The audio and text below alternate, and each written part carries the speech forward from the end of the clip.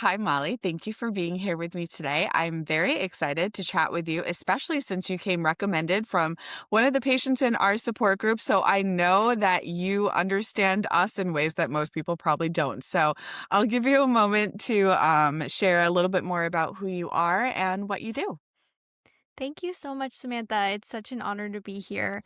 So, I am a registered dietitian and I struggled with digestive issues for as long as I can remember. They got really severe and sort of life altering when I was in college, and I was actually studying to be a dietitian at the time. And I just Hmm. remember feeling so confused by nutrition and almost like Yeah. embarrassed that I didn't know how to feed and nourish myself as someone who's studying nutrition. But nutrition or digestive issues make nutrition so confusing. And Yes. so my whole mission is just to help nutrition for digestive issues, whether it be gastroparesis, acid reflux, GERD, LPR, simple Hmm. and make sense of kind of all the information that's out there on the internet and also pragmatic, like being able to Yeah. put these things that we know into practice. So that's really the foundation that Flora is based on is my own lived experience, but also the clinical expertise that we have. There's 5 other dietitians in my private practice that we have as GI dietitians and helping people find relief from their digestive issues and live their fullest life. Yeah, I every time I talk to somebody that does a cool thing or invents something, it's they're filling the gap that they weren't getting for themselves. And I'm like, it just really pushes in for like that lived experience, and it really makes someone like myself or other patients, I think, feel really comfortable talking to people like you because you're not just like, oh, I read about you in a textbook, like I know this. You're like, no, I might not get it exactly, but I have a lived experience that might have similarities, or even just understanding like that digestion is difficult and it's not a one size fits all approach. And sometimes because of the gastroparesis diet that or low FODMAP or whatever new diet is out there at the time that's, either getting a lot of popularity or it's just something that has been an umbrella diet that's shared so often. It's like, but that might not fit my exact approach. And then you don't know what you don't know. So you don't know what questions to ask.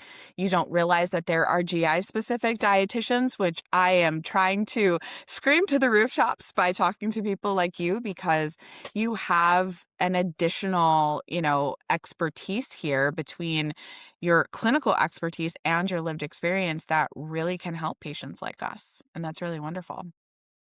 I think that's great. It's important to know that there's other places to go for help when you're feeling like maybe medical care isn't giving you that nutrition lifestyle approach. Because, like different people do different things on our care team, our doctors for Yeah. diagnosis, treatment, but there's other ways to support your digestive system.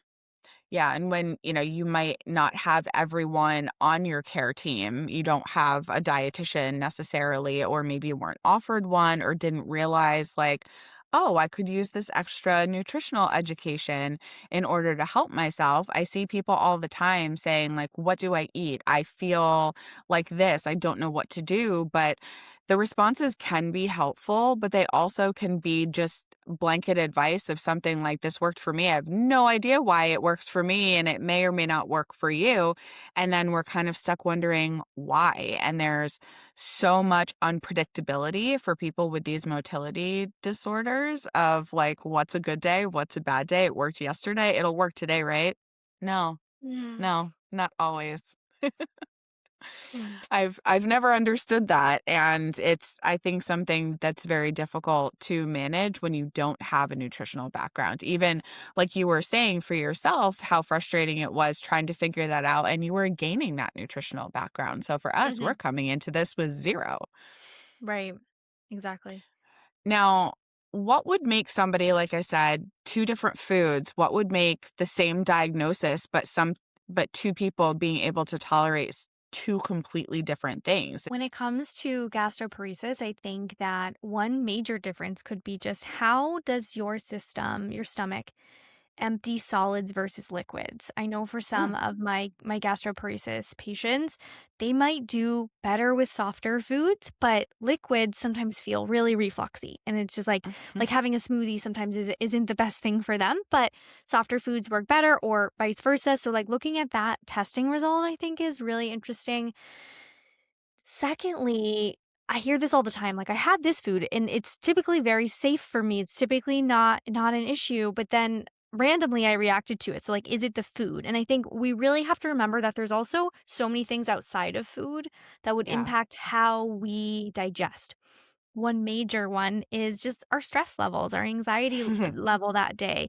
So, if we're kind of in fight or flight, also known as the sympathetic side of the nervous system, that is the opposite of the rest and digest side of the nervous system. So it might not be like that specific food that you've eaten, but it could also be these non-food triggers, something like a really high stress day, an exam coming up, and then also sometimes just the way our lifestyle is that day. Maybe we had 2 minutes to eat lunch, or we ate in the car and didn't even chew. And that happens. It happens to everyone, so there's no shame in that game because I totally ate lunch in 2 minutes today. But that can definitely impact things. Like, the same meal that you normally tolerate really well, if you didn't chew well, if you didn't take your time with that meal, it cannot be digested as well. So Yeah. there's a variety of reasons, and also just I wanna say everyone has different triggers, and that's one of the Mhm. biggest things that I see a lot of people with GERD, acid reflux. We specialize in acid reflux at Flora.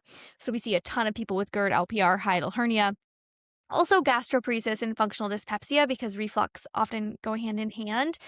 But Yes. everyone does have unique triggers. Like, I know for me personally, I can just speak to my own experience. Like, garlic and onion weren't necessarily a problem for me in small quantities, but some of the other more acidic, spicier things were more of my personal reflux triggers. And different foods have different physiological responses. Like, for example, garlic and onion contain compounds that can loosen the lower esophageal sphincter temporarily, but other reflux triggers, for example, like maybe spicy foods, they can trigger more acid production. So they Hmm. have different mechanisms, and different people might be more sensitive to one or the other. So we try to help our clients once they've found relief and their symptoms are at a really good place, like gently and gradually reintroduce these things so you can understand what are your triggers.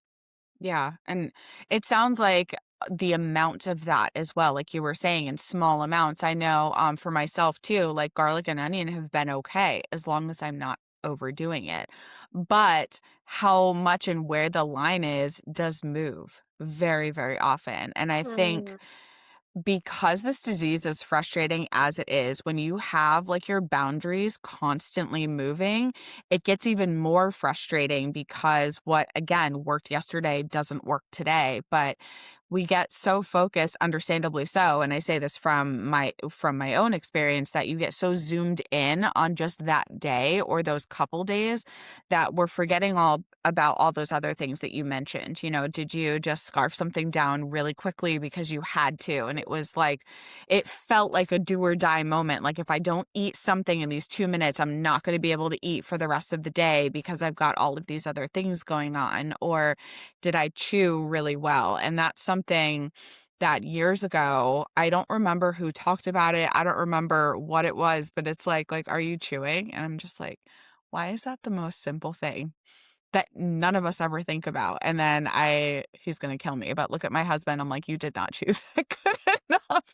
Like, you need to slow down and eat things a little bit slower as you go, because you can get such a stomachache just from not chewing enough while you're eating. And then when you have that slow motility on top of it, and, maybe you're keeping track of some things, but not other things, it becomes harder to identify what the trigger was or what the issue was. And it, at least for me, always feels like it's just one more thing for me to do, one more thing for me Your to washer track, is one done. one more thing for me to look at and try to figure out, and it just gets exhausting. So I think a lot of us get very easily overwhelmed when there's so much to do and you just don't really know where to start. Mm.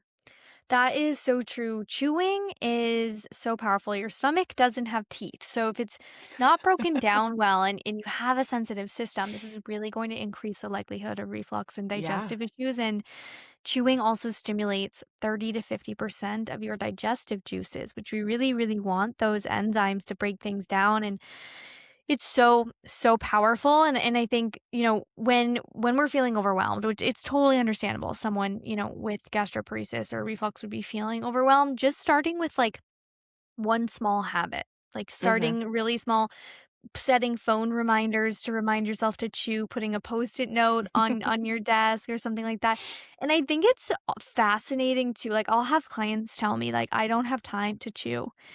And that Interesting. is yeah, they're like, "I don't have time to chew, I don't have time to go to the bathroom, so I don't wanna hydrate in between meals," and it's like, we have to remember, like, that is a basic human right to, like, be able to, like, Yeah. chew and go to the bathroom and breathe, like, take a one-minute breathing break, if your schedule has gotten to the point or someone has told you, like, that you don't have 5, 10 minutes to eat your meal, like, we need to rethink that, because it's like, that's those are just really basic rights that you should allow. It's like a gift to give yourself, Yeah. just it's a gift to just slow down, you know? Yeah. And it's not the first time that I've heard that. And I know that, I work from home and it's very easy for me to just get caught up in something like go grab my lunch and bring it to my desk. I did that today. Some days for me, it's unavoidable, but for the most part, I try to get up, go to my kitchen, and then go sit at the table and eat out there. So I'm also separating myself, from my office, from this space, and just giving myself a moment to like, get my shoulders out of my ears and kind of pull everything down and just, like you said, take a breath, take a moment. And like when you don't feel good, you just want an answer, right? Like you just want Mhm, someone to say, do this and it'll fix it, or eat this one food and it'll change your life. And maybe there are those things, but mhm. these are so often overlooked. And the more that I converse with people, the more I hear people say, the more it gets smacked into my hard head to be like, go take a moment, like go outside and get some fresh air. Like I'll go through a whole day and I didn't even like leave my office. I didn't get fresh air. I didn't get outside. I'm just tight all over. And if we're not dealing with those issues, you can't expect the other changes or those other habits to really do the best that they can if we're not at Mhm. least acknowledging that these other things are kind of fighting against them. But it sounds so like woo woo, right? It sounds like, oh, just take a breath, take a moment, and you'll start to feel better. We're like, meh, I'm fine. I don't need to do that. You might, because I know I do. Yeah. Right, yeah, it's like the foundation of our entire health, I really feel, our nutrition and your nervous system, because Hmm. you could be eating the best diet, perfect diet, whatever that is, right? But if you're always in a state of hypervigilance, high stress, that's something that needs to be addressed in one way or another, and Yeah. that was a really big part of my GERD healing journey, was just realizing, okay, my mindset about it wasn't helping me move forward, and my nervous system. So it's yeah, and not to say that's the cure. Like that's not at all what we're saying, that like if you take deep breaths, like it's going to cure. Yeah, If that's not at all what only. we're saying. I know, if only. But we have to realize that like there is such a thing as these parasympathetic versus sympathetic, and we want to be Yeah. trying to shift our body into parasympathetic because that's where we can digest better and give your Yeah. body the best chance of digesting better.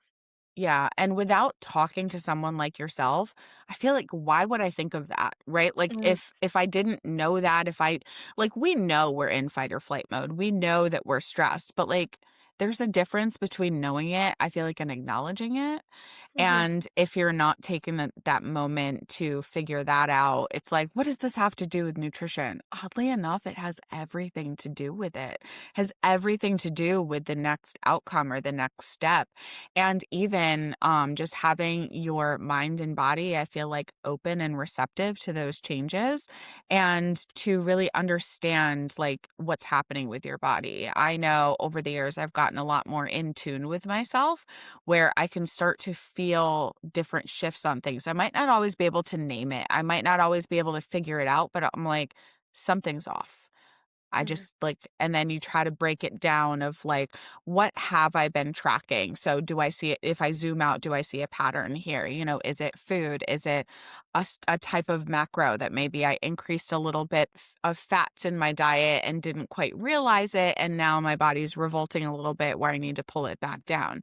And those were habits built over years of, you know, stacking those habits one on top of the other. So it's not something that after 2 weeks, you know, you're just going to be able to figure it out and identify all the patterns or identify your triggers. But I think when we're open to that, or pick, like you said, pick one habit, pick one thing to add into your life, I think it'll hopefully make the next steps a little bit easier, even if it just means identifying like what foods you like and don't like, you Yeah, know? totally. That's such a good question because I think we get, really wrapped up in what I should and shouldn't do that sometimes we forget that eating food you like is actually very stimulating for your digestion. Like it gets that cephalic phase of digestion Yeah. going where you're interested in eating and like having joy in eating is something we talk so much about. That's why I created the Flora app, which has all of the reflux friendly recipes that our Mhm. clients use.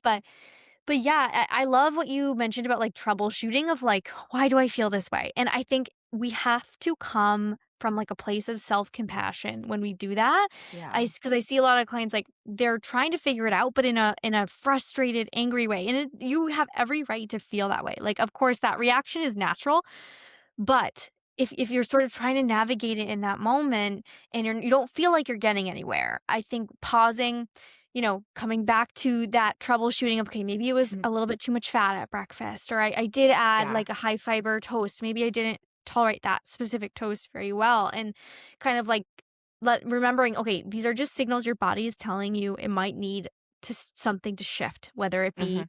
what we're eating, when we're eating, the amounts of certain macros, and like just you'll get further with coming from a place of self-compassion. Yeah.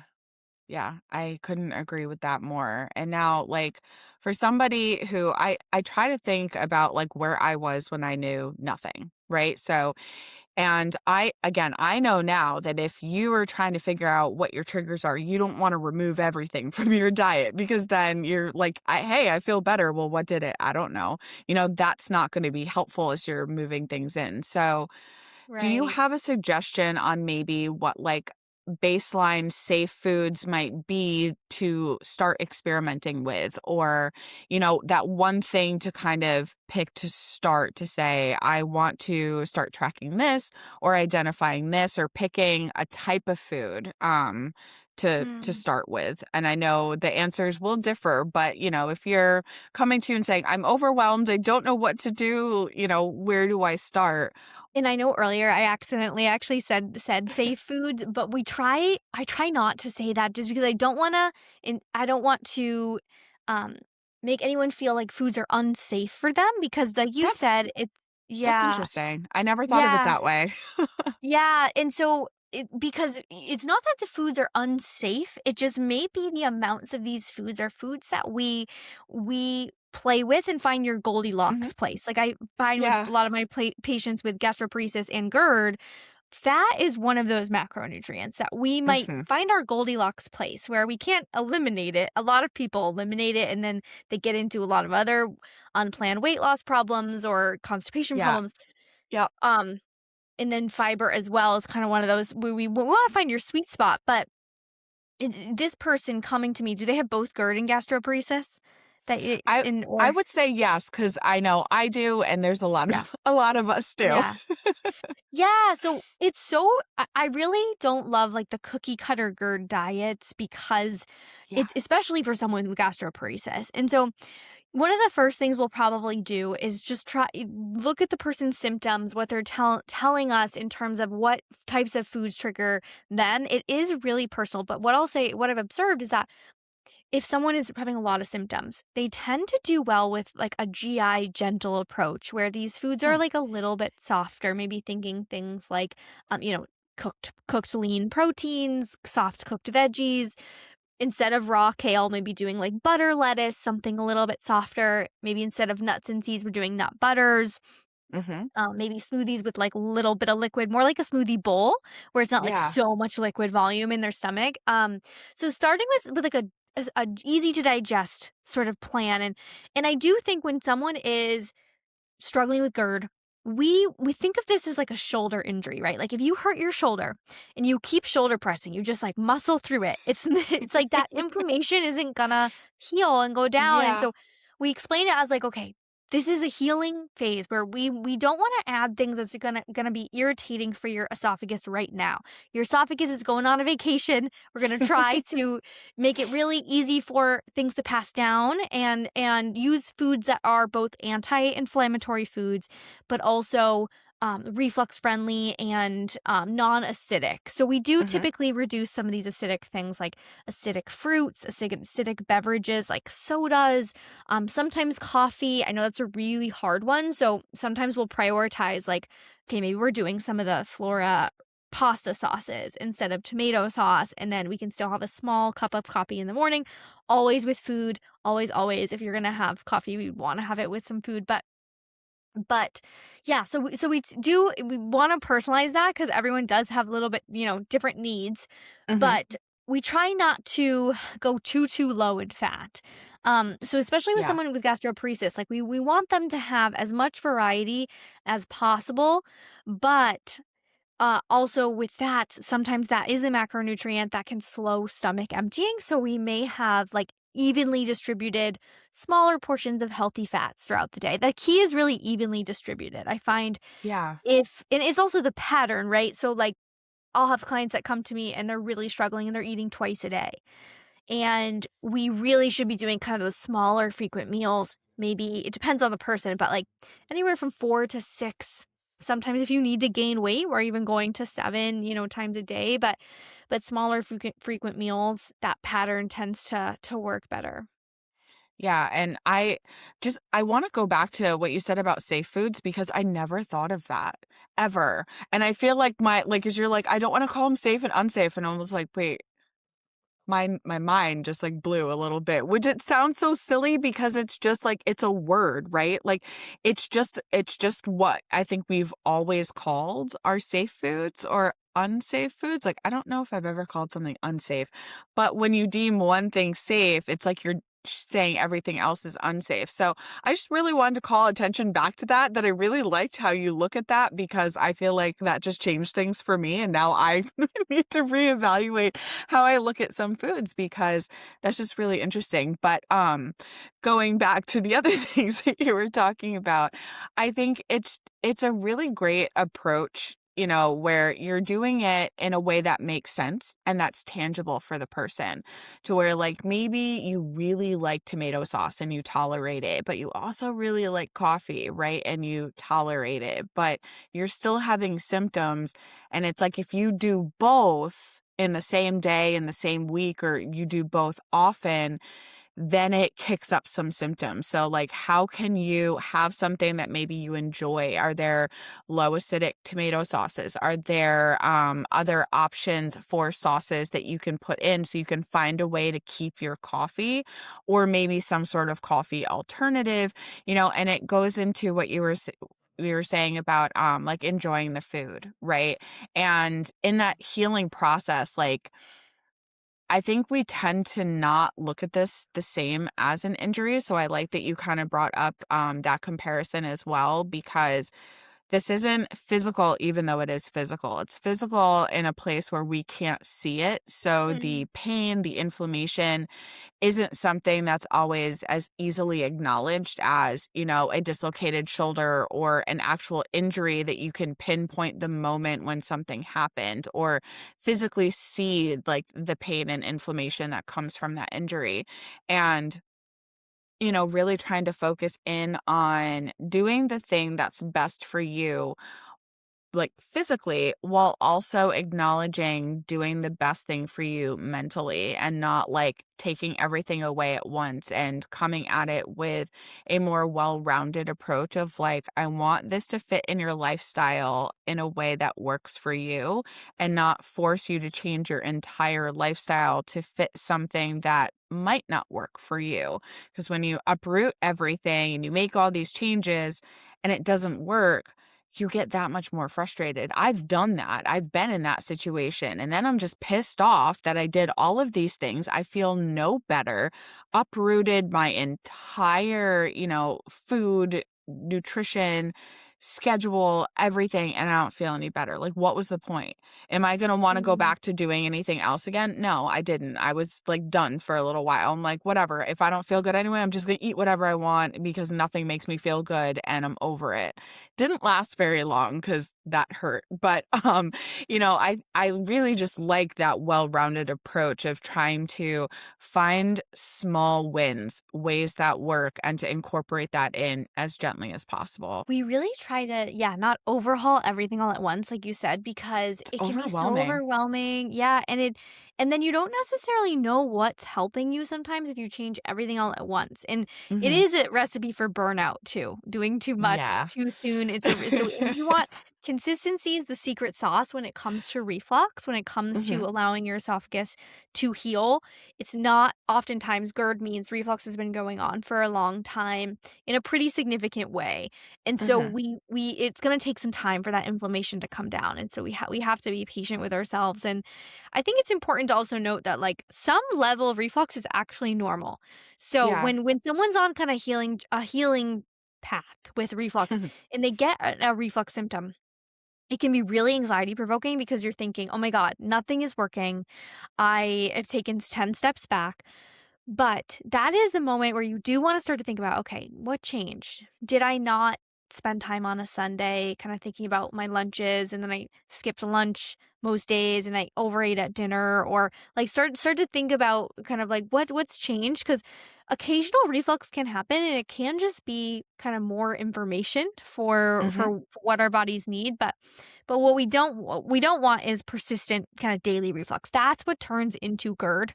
So Yeah. reducing those reflux events, and I really love what you're saying about, like, you know, foods you enjoy eating, and I think what we're trying to find is, like, the intersection of well-tolerated foods. Typically, like, that's the way we talk about those safe foods is, like, well-tolerated, like, your I'm body gonna use typically. that from now on. Yeah.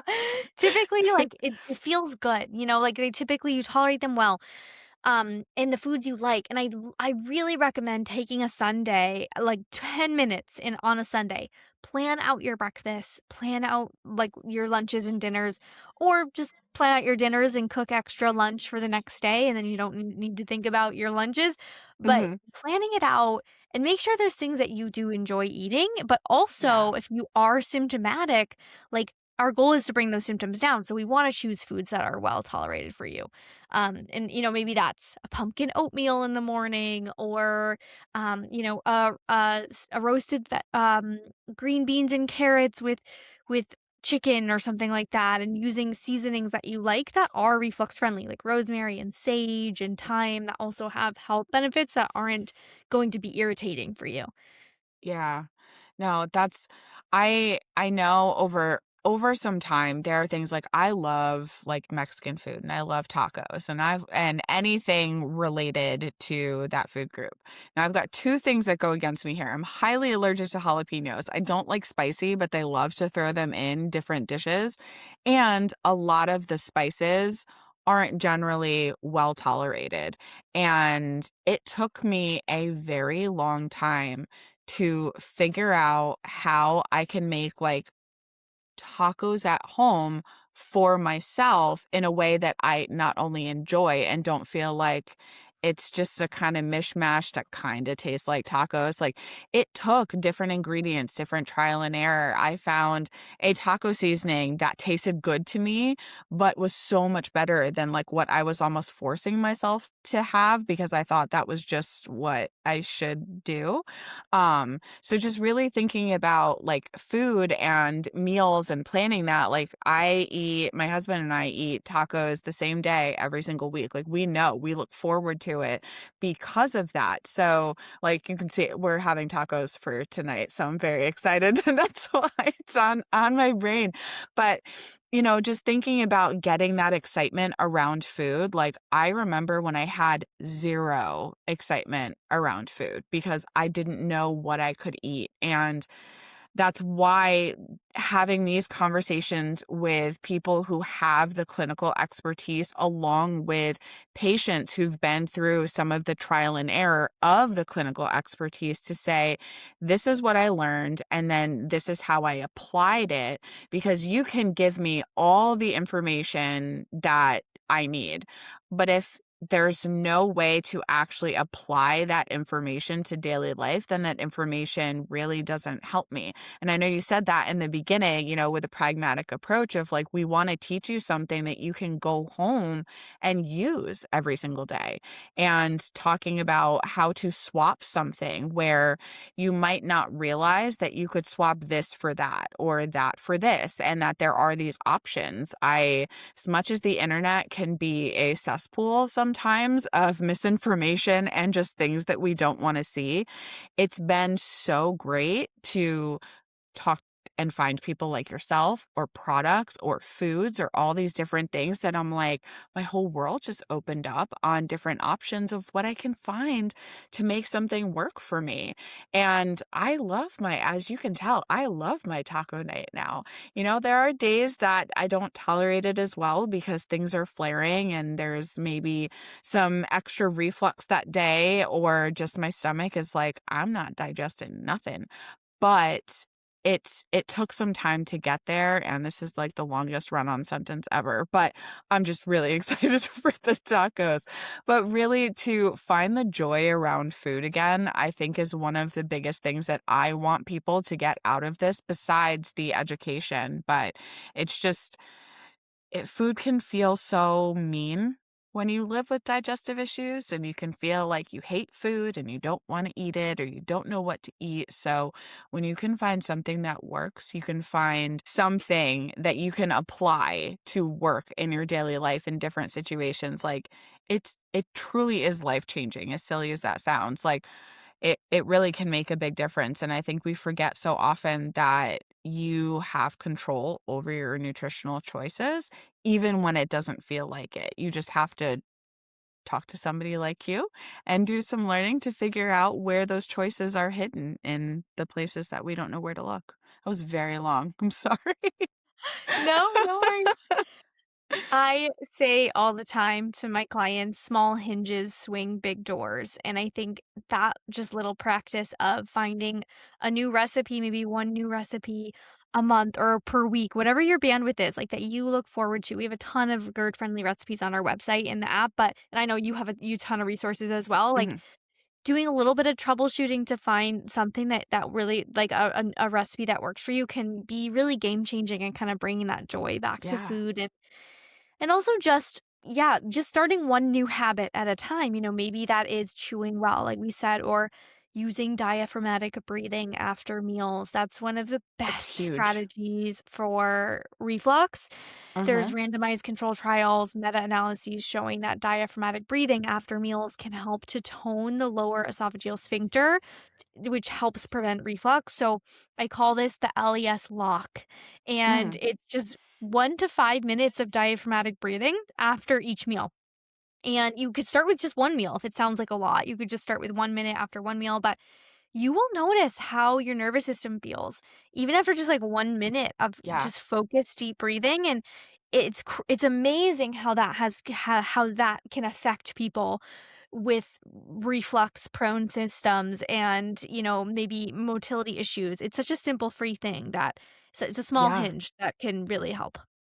Yeah, I can attest that that helped with my swallowing issues as well, because I was having, not only did my reflux get worse, but my swallowing issues were getting worse, where there were a couple different things that I did, but the diaphragmatic breathing around meals was one of the biggest indicators that like what I was doing was working, because I noticed a decrease in the reflux and Mhm. my swallowing got better as well. And it's a good habit to have. It's just good to do because it's relaxing, it can really help recenter everything. And I think, when your body feels safe, it'll do a little bit better. We know Yeah. that, but again, we might know it, but acknowledging it and then needing to do something about it, I think is where, at least me, it's like the moment I acknowledge it, then I don't have an excuse of not doing something about it at that point. Now, with some of the things that we had talked about, I know like we've been all over the place, but it's such a good conversation with learning different things.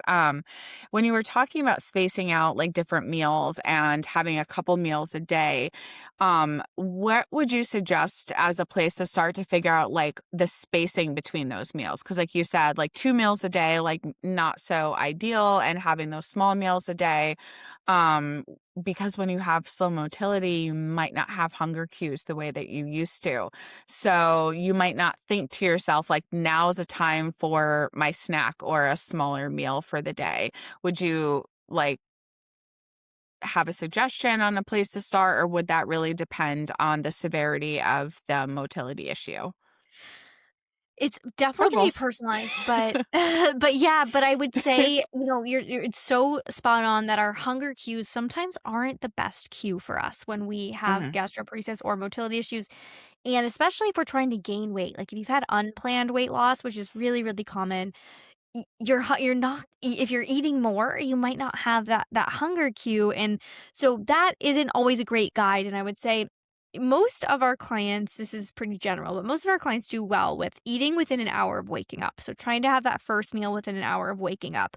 And hmm, I've noticed a pattern with my clients with gastroparesis that we want to make sure that those or that breakfast is, good complex carbs, good protein, not too heavy in fat or fiber. Otherwise, that can kind of slow their system down for the rest of the day. So, doing mhm. something like, we have like our spinach egg white bites with sweet potato, or our Sounds maple good. sage turkey patties with some like bread, or even oatmeal or something like that that has a protein source. So, and then it's kind of depends on the person's schedule. Some people skip the AM snack, but if you can't have lunch within 4 hours, I would definitely recommend having a mid morning snack. And some people feel really good with like a 3 hour cadence where they're kind of Mhm, trying to have a meal or a snack every 3 hours. Again, if you're trying to gain weight, it might be even closer to 2 hours. You may need to eat more frequently, or if you really are only able to tolerate very small, so like snack size meals, you might be eating a little bit more frequently. But I'd say eating within an hour of waking and then trying to eat like about every 3 hours mm. would be a great strategy. So having your lunch, definitely an afternoon snack. For those with GERD, I am a big fan of the afternoon snack slash mini meal. Even having more of like a meal in the afternoon is so key, because what I've observed is a lot of people, nighttime is their hardest time when it comes to reflux, and it may be because Interesting. we're about to get, horizontal. We Mhm, don't want our stomach to be super full when we go to sleep. And so if you ever heard the saying like breakfast like a king, lunch like a prince, dinner like a pauper, it mhm. doesn't need to be so dramatic, so drastic, but like we don't want dinner to be your largest meal. I would Mhm. say for people with both GERD and gastroparesis, like a lot of people aren't even hungry by the time dinner comes around, but Yep. having a little something so your blood sugar stays stable through the night, so that you're getting your nutrition needs, but it doesn't need to be as big as maybe the typical dinner looks like maybe a lighter dinner works better. That's what I've observed for sure with a lot of our clients. And also dinner, because that's our last meal before we lay down, that's one that we definitely do want to make sure is maybe, not too heavy in fat, so that the stomach can empty well before dinner.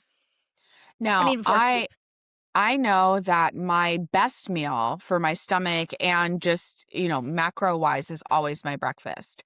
Mhm. And I found like that by accident of just trial and error. Then it was kind of like I can do my best. So I want to try to pack things in, not overdo it, but pack as much as I can to where Great. my limit is breakfast. Do you find that's a similar thing with the patients that you have with gastroparesis? Because we're all over the board. I've got some people that are like, I can't eat anything until 3 p.m. because they're still so full from the night before.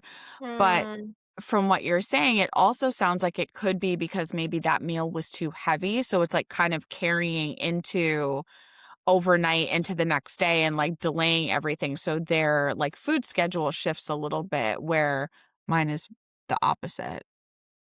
Yeah, and of course it's gonna depend, especially if someone's a shift worker, like, this is really sometimes That's always hard. challenging, but Yeah. if you can kind of choose when you eat certain things.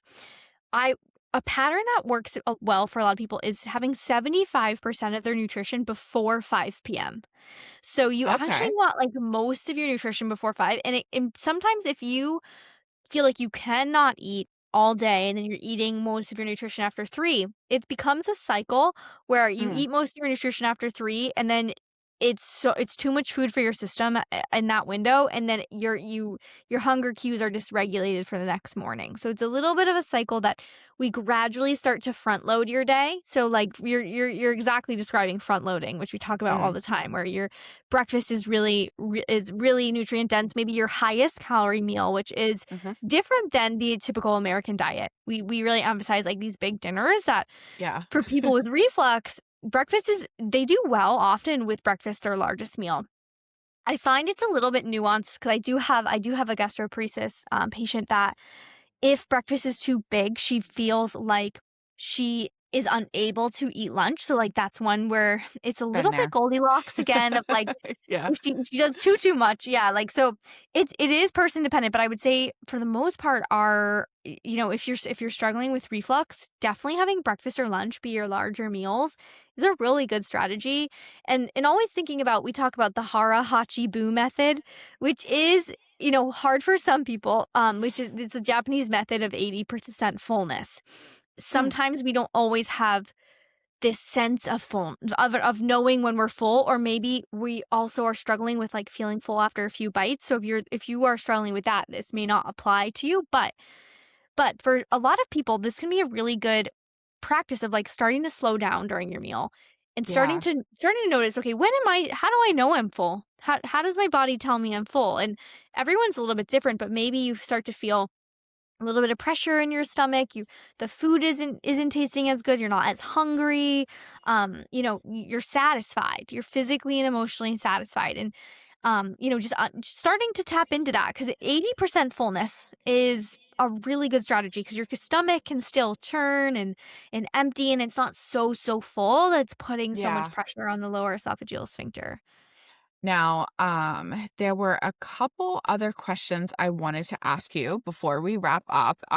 When you are going to your doctor, what for you would be like a must ask question, to bring to your doctor if you're living with these issues of GERD, different levels of reflux when you have gastroparesis? Oftentimes people with gastroparesis and GERD are given a PPI, and they do Hmm. have their time in place. I'm not anti PPI whatsoever, but I think having a game plan for that is really important. So, like, if you're taking a proton pump inhibitor like omeprazole, pantoprazole, just asking your doctor, like, what's the end game? If you don't want to be on this long term, Hmm. asking them, how long is my course? How long will we try this? What do I do if I don't see symptom relief? Because especially when it's a motility issue, the issue isn't that we're secreting too much acid. So for Hmm. some people, there's a very rare population where they may have inlet patches, or they may be hypersecretors. Like, that can happen. But in the gastroparesis population, like, it's that the stomach contents are ending up in the wrong place. And Hmm. so nutrition and lifestyle can really help with that. But and we want to just, have a conversation of, okay, if you don't see relief with it, what's my next step? Do I need further testing? And especially with testing, we talked a little bit in the beginning about how you can see, liquids versus solids on some of the gastric Hmm. emptying tests. That's a really important question to talk to your doctor, is like, is this gastric emptying test that you're getting going to show both how your stomach empties liquids and solids? Because that's really, really helpful information, I think. Um, Yeah. and then yeah. So those are a few things that I would definitely. And then, if you're not getting anywhere with your doctor, know you can always get a second opinion. Know that your Hmm. doctor is for diagnosis, testing, medications, treatment. They are not experts in nutrition. They probably have Yeah. maybe a few hours of nutrition education, and digestive issues are so impacted by our nutrition. So, getting support, whether that's through our website or through a GI dietitian, like, know that there could be other people that could be on your care team as well that you could ask your doctor for a referral for. That was gonna be my next question. So that's when you would start to ask for a referral, right? To talk to Yeah, somebody to yeah. add to your care team. Specifically, like, if a GI dietitian and, ask them if they know anyone that specializes in reflux or gastroparesis, because seeing a general dietitian would not be, like, a good fit. You'd wanna see someone that specializes in what you're experiencing.